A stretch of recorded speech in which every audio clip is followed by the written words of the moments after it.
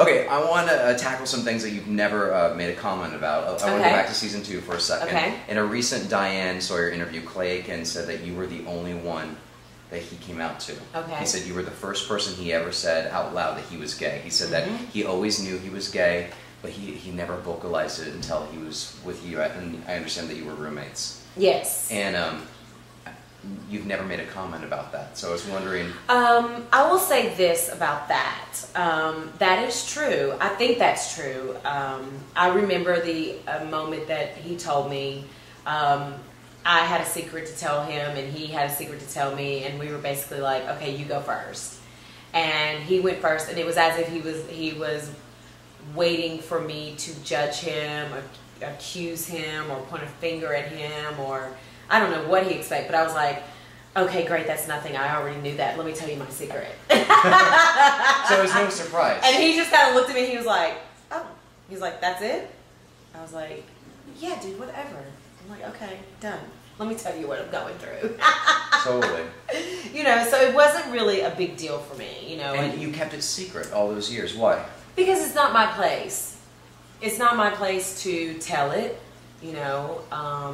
At that particular time, I considered Clay a very good friend of mine. So I wouldn't do that to my friends. You know, I wouldn't do that to any of my friends. But even after he came out, I'm not trying to beat a dead horse, but I just clarify, your fans have a lot of questions.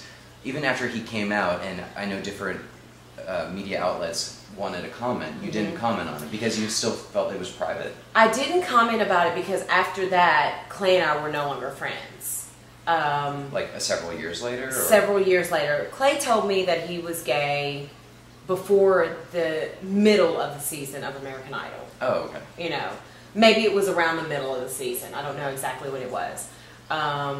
But, you know, that was in 2003. Clay just came out in 2007. Sure. I think. Okay. I think it was like 2 years ago. Between 2003 and 2007, some things transpired between Clay and I where I realized that we weren't friends anymore. And so when they came to me and they asked me to comment, it wasn't my place to comment on it. It just wasn't. I didn't have anything to say about it. Do you miss your friend?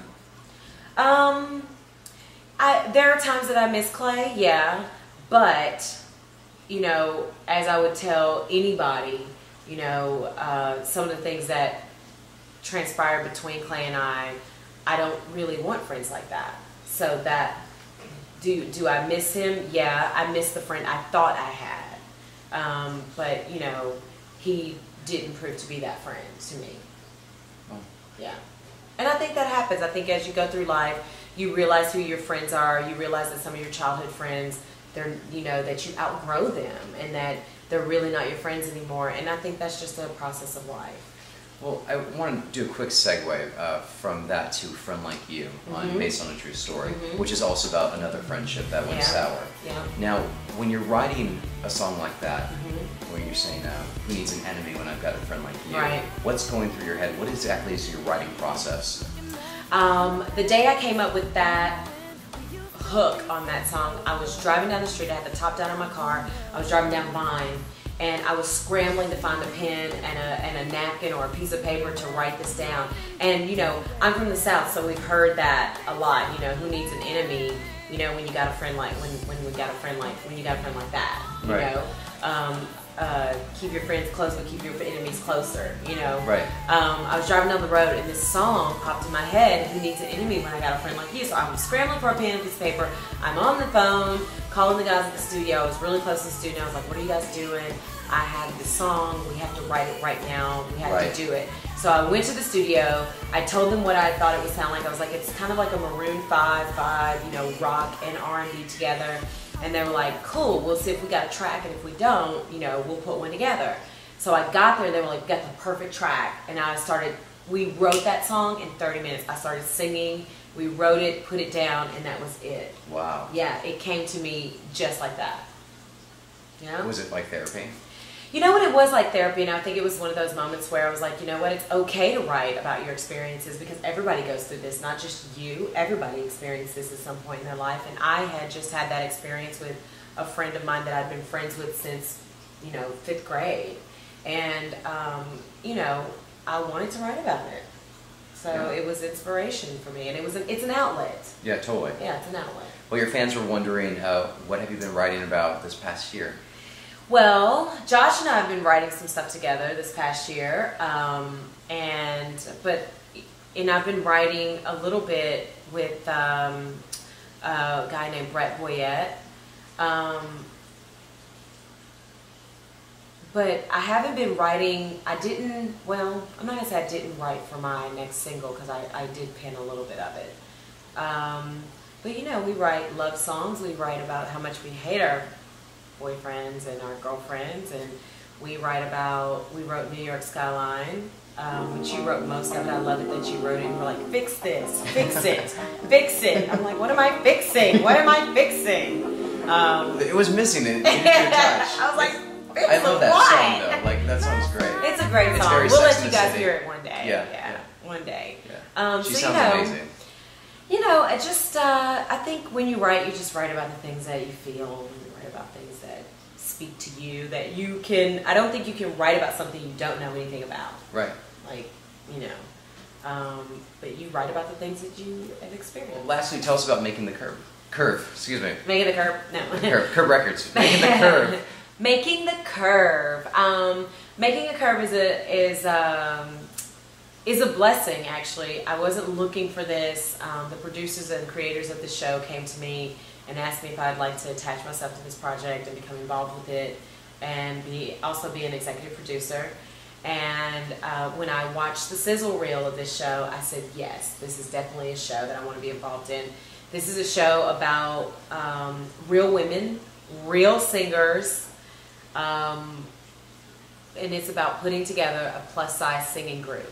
And I think this show is important because I think that as women, you know, we're constantly inundated with images that don't look like us. So we develop this inferior complex about ourselves where, oh, I don't look like that, so I got to start looking like that. I have to try to look like that. And then it's kind of like, well, you're exerting all this energy into trying to look like that when you have more personality, more talent than they have in their pinky finger. You know what I'm saying? And this show is going to be great. I can't wait. This is a show about music, but it's more than that. It's about changing these women's lives. This is really going to change their lives. Is it attached to a network, or are you allowed to? I can't say yet. Okay. I can't say. We did get a call before Thanksgiving, so you guys should be hearing something about this show at the first of the year. Definitely, for sure. I'm really excited about it. So what else does 2010 have in store for you? You know what? Right now, 2010 is all about the music and all about the show. I'm really looking forward to seeing what happens with the single. Because there is some overseas potential, which I'm really, really excited about. You know, and I'm just trying to focus on these two things right now and make that my focus, because I think that if that's the focus, everything else is going to come. And you have the PBS special. Oh, the PBS special with Ron Benisse.